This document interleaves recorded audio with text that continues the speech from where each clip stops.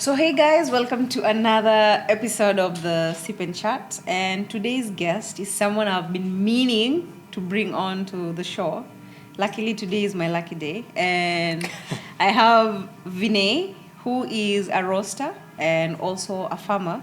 So, I'm guessing you have it right. So, today we are going to talk about coffee, but the green side of coffee. How are you, Vinay? Good, very good actually. Are you excited for this? I am. How about you? Yeah, I'm excited. I'm excited. So I will start with something that I've always wanted to know. Yeah. Is coffee farming profitable? Yes and no. It really depends on who you're selling to. If you're selling to a trader, then not so much because there are a lot of middlemen involved. But if you're selling it to an end user like a roastery, Okay. then it is. But it all boils down to how much work you're putting in to from harvesting to processing your coffee, which brings the price up, Okay. and that's what makes it profitable. So it really depends on how much work you want to put into. So if you put really good work, you can really sell your coffee at a decent price. Yes, absolutely. So you've also talked about a middleman. So let's say if you are a coffee farmer, so if you do direct trade and fair trade, this is where the value is added or not? Yes, and again, end users will pick you for the kind of work you're putting into. Quality. So the quality of your coffee, the processing methods, they're gonna evaluate all of these factors and then decide if they want to buy your coffee or not, Okay. which will make it profitable for you. And yeah. So you know, one thing about you is because I follow you on Instagram as well, and you're Not very active. not very active, but time to time you are active. Yeah. And you had a month or rather a week where you posted about soil. Yes. Yeah. So it was quite interesting to read that. It is something I didn't know. So when you're growing coffee, what are the nutrients or rather what is the ideal soil composition for coffee? Well, it's as basic as it gets for any plant for that matter. Nitrogen, potassium, and phosphorus. These are the most basic things that you need for any plant to grow. But coffee likes slightly acidic soils. Okay. If you keep it at about 6.1 pH, it loves it. But at the same time, farmers put in a lot of fertilizers into soil throughout the year to get maximum yield. That either increases the acidic levels in the soil or decreases depending on what you're putting in. So it's very important to test your soil once in 2 to 3 years Okay. to see what it lacks, and then you decide what kind of fertilizers you want to put in. So, but that's as basic as it gets. Okay. So you've said for a good or rather ideal soil composition, it needs phosphorus, nitrogen, and Potassium. potassium. But again, when you say we add fertilizers for a better yield, now I have another question. Because when something that I hear so much in the industry Yeah. about organic coffee, Yeah. what does organic coffee really mean? So organic coffee or anything organic, what it means is when you do not put any substance, be it fertilizers, pesticides, or weedicides, that is banned in that particular region. Okay. So, and then you let the coffee grow in the most natural state with what the soil has to offer, and then the farmer just adds what really is needed with the help of testing soil. So that's the most basic I can go with what organic coffee is. But there are we can go much more in detail, but yeah, but I would stick to this. Yeah, this is what organic is. Yeah. So when we are growing coffee, do we only practice monocrop or can we actually grow other crops inside a coffee estate? You can absolutely grow other crops, and which is a healthy way of farming. When you just grow coffee, then that's what we call as monocrop, where it affects the soil to a certain level of how it works, and it's not going to last. It's not going to give the plants whatever you grow for a longer time period. So it's very good to practice different kinds of crops within the same farm. It could be. You can start with the native, plants or trees, what grows in the land, Okay. which really keeps up the soil composition, and then you can always grow what we call as intercropping as cash crops. All right. In India, what we do is we grow pepper, mandarins, jackfruit, nutmeg, figs. These plants grow naturally in these regions, and then that's what really helps, for a healthy ecosystem, I would say. And so So now that you said you grow mandarin and pepper, at some point, does it influence the flavors of the coffee it by does intercropping? actually. It does actually. If you look at a lot of the coffee that comes from India, it's always it is synonymous with spice notes, or like even mandarins for that matter, and spices in general, I would say.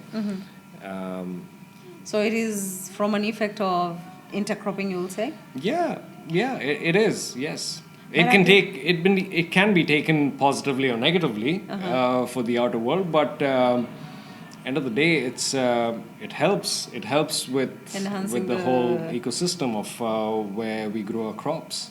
Yeah. I don't know if it's something we also do in Kenya, because Kenyan coffee is known for that sun-dried tomato kind of undertone. So I don't know if an it's umami, like thing going on. umami, yeah. I don't know if it's because maybe we intercrop with tomatoes. I don't know. You know what's funny? Once my granddad got a lot of organic fertilizers, mostly like cow dung, and then he just put it all over the plantation. And a couple of weeks later, we had crazy amounts of tomatoes just growing all over the place. We didn't know what to do with it. It was just all over the place, and then obviously we could only consume as much as we As could. much as you could. But we ended up actually selling the rest of it because there was so much. It was so much. Interesting. So I'm just thinking of it at the same time, because I know when I read books, because I have very limited knowledge when it comes to coffee farming, because I've not been into coffee estates. But also intercropping is a vocabulary I hear time to time, so I now understand it a little bit better. But also agroforestry. Yeah. Yeah, do you want to touch a little bit about that? And what is the Agroforest- benefit of having that as well? Agroforestry, it helps with, it's a filtration process for sunlight actually. So it serves as a filter for sunlight. So coffee does not like direct sunlight. So what we do, especially back in India, is we follow a two-tier shade formation. So you have shorter trees growing at a certain height, and then you have much larger trees, which are the native trees for that region, which is growing. And then obviously these trees are pruned, for a certain amount of time every year. So that's how you filter light. The light. That falls into coffee. This helps coffee develop in a much slower and in a much beautiful way to what it comes down to. So that's what agroforestry helps with. So it just extends the maturation of coffee. Yes, so it helps with the slow growth process that especially high quality coffees demand. At the same time, it's very much connected to what organic coffee is. So you have different kinds of flora growing in the same region that really helps with the biodiversity of the region and the soil. And then it helps even little animals, birds and little animals that live in the region. Especially back in India, where coffee is grown, it's called the Western Ghats. It's actually a World Heritage site where it has to be protected. We cannot cut down trees just for farming. We have to keep the natural flora of the place alive along with farming. So that's what we practice, and it's helped us very much, I would say. Yeah. That is actually nice to hear. So I'm just again think. So what is the harvesting period of coffee in India roughly? For Arabica, Which time of the year? yeah. So for Arabica, it starts about in November, and you finish pretty quickly by December or mid-Jan. Robusta starts towards the end of December and goes all the way to Feb, sometimes to March. It's been shifting because we've been having these climate changes in the recent past, and so it's been all over the place. So as a farmer, you can only do so much. The rest is left up to nature, really, right? Yeah. So as much work as you put in, you really have to let nature do the job. So that's what it boils down to. But this is the period of harvest. This is the period of harvest. So maybe for someone who doesn't know, or rather, maybe they assume, because there's so many assumptions around coffee that aren't true. So we can only harvest coffee once a year? Not necessarily. Not That's what we necessarily. do back in India. Back in India, it's just once a year. But Central and South American countries have two harvests. To harvest. One is the main, and then they have a fly crop, which is a lower harvest. But then they have big. It's just because of geographical conditions. But otherwise, it's usually once a year. Once a year. Now, another very interesting thing is maybe someone might think the way coffee is grown, it is just you put a seed into the soil and voila, the coffee tree is there. But it's actually a seedling. So do you want to tell us a little bit of how this process actually works? Yeah, well, when you're growing a coffee farm, when you have a coffee farm, you want the best and the healthiest plants to grow. Okay. So ideally, what you would do is have seedlings, grow it in a nursery for about a year or two. When it comes out to a certain height and maturity, you see how it's doing, and then you transplant that into the farms or the Okay. plantations. That would be the most ideal way. If you're just going to put in seeds in the plantations, then you're going to end up wasting space and then wasting time as well. So ideally, you need to have nurseries where you're planting these seedlings. They grow up to a certain height, and then that's when they're ready for transplantation. And then once you take the seedling now to the farm, how long does it take for it to actually grow to an actual tree? And how long till you get the first harvest from this tree? Depends on the type of coffee plant you're actually planting. Nowadays, we have a lot of hybrids that give you yield in about 3 years. Okay. But ideally, it's about 4 to 5 years, 4 to 5 for a good yielding coffee plant. So yeah, that's the timeline you're looking at. So normally, high yielding plants, which happen much faster than usual, they don't have as much density actually. Okay. So these are very common with Robusta plants. So farmers normally go with these plants. They think they can gain a bit more money and in a faster pace of time. But well, end of the day, it doesn't weigh as much as it should with these plants. So, Okay, so it's more of a less dense kind of Yeah. plant. Now, in India, is it mostly Arabica as a species or Robusta, which is dominating the market? It's And a bit why? of both. A bit of both. Okay. It's a bit of both. It was always Arabica in the beginning. Then certain regions, from where I'm from, especially from Cook, Robusta became economically more viable over a period of time, so we switched because uh, starting with altitude, maintenance, pest issues, and whatnot. So, but there are a lot of regions. We still have a lot of Arabica in Coog, but Chikmagalur, which is another region which grows a lot of coffee, which is from India, has a lot of Arabica. And then we have a lot of plantations. I mean, especially in South India, which is growing very good Arabica, and producers are really putting in a lot of effort to process these coffees, uh, you know, in a good way, and then to get the best out of it.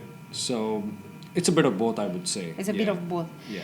But in this part of the world, Middle East, I would say, if I walk into a specialty coffee, I don't see so much of Indian coffee. Of course, I'll see Ethiopian, Colombian, Brazilian. Why not? Why do you think we don't see much of Indian coffee in specialty coffee? We're coming. We're coming. Slow and steady. But we're coming. Ethiopia, of course, the motherland of coffee. I mean, with all due respect, they have. I mean, me personally, I think they have one of the best exceptional coffees, I would say. South American and Central American regions, they've really put in a lot of effort with processing. Yeah. So that's why their coffees are really all over the place. India, we started around the same time, but then now people are being more conscious about what they can really do with this crop. So, we're putting in efforts. So it's work in progress. Yes, so producers are putting in the effort. There are specialty roasteries coming up, cafes coming up, baristas who are really enthusiastic about what they want to do. So so it's coming. So when you say it's coming, because you're also a coffee producers, what things are you doing differently now that is going to put you guys in the market, in the specialty coffee market? Well, it's mostly processing. It's always with processing, because you can always have, I mean, even Robusta for that matter, I've seen some producers do honey processes and whatnot with Robusta, and it's doing pretty well. And I haven't tried one though. If you have some, let me know. For sure. You won't even recognize it. It's that good. Well, it depends. It depends really on how much work that's been put in. But so it really boils down to processing, end of the day. Now we have all kinds of fermentation. Now it's really hard to choose if, with the kind of processing that's come into place, like it's really hard to differentiate between, is this really coffee or not, right? Are these flavors from coffee, or are they added flavors? Like, it doesn't even taste like coffee these days. Yeah. So it's the processing game these days, and that's what we're getting into in India as well. So now you'd say India, you're getting into better processing, or rather better processing better methods, techniques? yes, for sure, and also getting in better varietals of plants, because that is quite important as well, because varietals have very specific characteristics to themselves, we're going to play with both. I think you're just throwing more vocabularies now. There's processing. For someone maybe who doesn't know coffee, that is another whole new topic. Then we have varietals. Maybe in the future, who knows, we might talk about that. Now that you've touched about India getting into the market of specialty coffee. Well, kind of like India has already got into the specialty market in some regions, but it's not very popular in the Middle East. But in the US, it's quite popular. Europe, it's certain roasteries, it's quite popular. Australia is quite popular. But it's for the end consumers to know that Indian specialty coffee, I know it's not like people really don't know it as specialty coffee, but then on So that you'd sense, it's say getting there. which country consumes most of like where do you guys export your coffee to? Mostly. Oh, a lot to Europe, A lot to Europe. Russia as well, and I think third being should be US. Okay. Yeah. So this is where you guys export mostly Yeah. your beans. Interesting. What about, I've seen competitions. Recently, I've seen the AeroPress competition in India. So I see competition really making waves in India. What is your take on that? Competitions have always been there. Started in early 2000s. I think since 2003, India has been sending representatives to, for competitions, for National Barista Championships specifically. Oedipus came a little after that. So now, since there are a lot of plantations which are doing specialty coffee, so there are people, I would say roasteries and baristas who are really sourcing just Indian coffee from Indian plantations which have been processed to really high quality, and they're really, coming out with those coffees and showing it to the world. And I think we're going to see some really good progress with that, and then we're going to surprise the world with some Indian coffees. Oh, looking forward to that. When we were in World of Coffee together, there was this specific, I don't know if it's a cafe or a roastery or Subco. They Yeah. really had amazing coffee. Yeah. Which part of India is the roastery? Subco. Or is it a cafe? Yeah, Subco is a roastery and a cafe there in Mumbai. But most of the coffee is grown in South India. They've been sourcing their coffees from Chikmagalur, Tamil Nadu, and a few other places. There are very prominent coffee growers and producers in that region, so they've been sourcing really high quality coffees from these Yeah. farmers and showcasing it to the world, and I think they're doing a really good job. Yeah. It was not only the coffee, it was, I think, everything. The From branding as the well. branding. Yeah, top It was class. it was like a nice package all Oh, together. yeah, for sure, yeah. It was really nice having this chat with you. Cheers to that. See you in the next episode.